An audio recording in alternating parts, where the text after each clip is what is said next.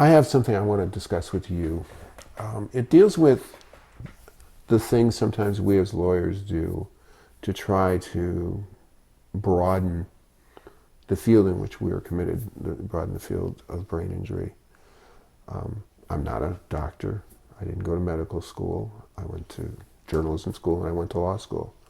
Yet I have done nothing professionally but brain injury since 1994, 1995. I'm assuming that you probably committed comparable hours to the study of brain injury that I have.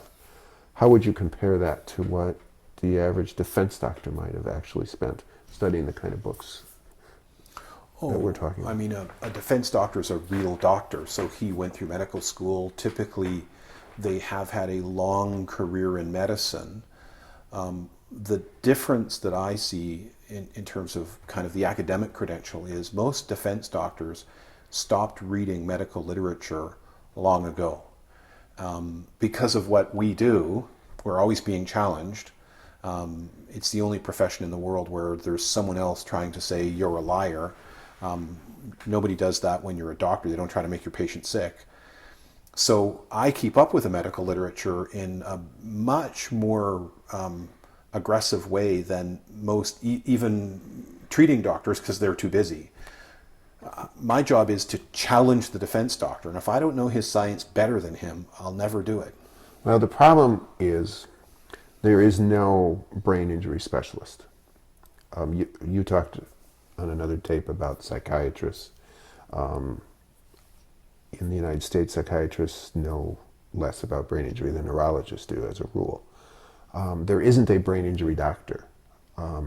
The closest field we have would be neurology, but I was curious about this one, so I went to the American Academy of Neurology's national convention. They have a 2,000-page book, much like we would have when we go to our national convention, and there were 98 topics. Not a single one of the 98 topics, sections, was titled brain injury or head injury. There was a trauma section, and in the trauma section, out of 25 papers, there were 3 that dealt with head injury, 2 of which were severe.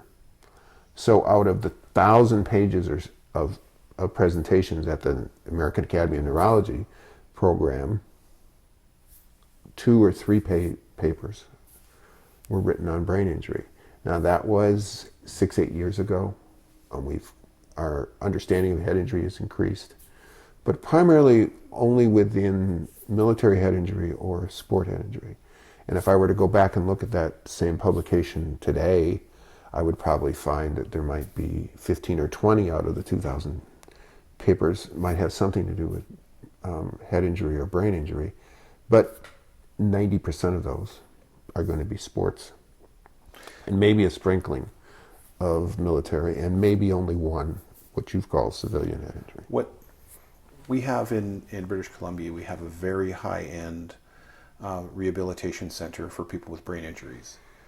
And they don't have any neurologists on staff, 0. They have physiatrists, they have psychologists, they have psychiatrists, they have all kinds of voc rehab people.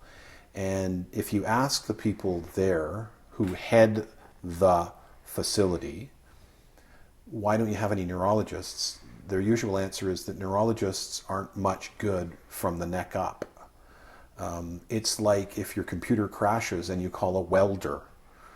He's going to be really good at fixing seams and breaks, but he won't be able to reprogram it. I wouldn't be as hard on the field of neurology quite as that. I like to play neurologists on television. In fact, you and I participated in a mock trial where I played the role of the neurologist. But there is a subset of neurology that is considerably better, the behavioral neurologists. Yes. Some of the seminal work done in sport and concussion was done by a behavioral neurologist. But that's behavior. That's software. That's not hardware. Exactly. And it is neurology, but it is a subset within that. And I do believe that the field of behavioral neurology is growing, but it's not growing nearly fast enough.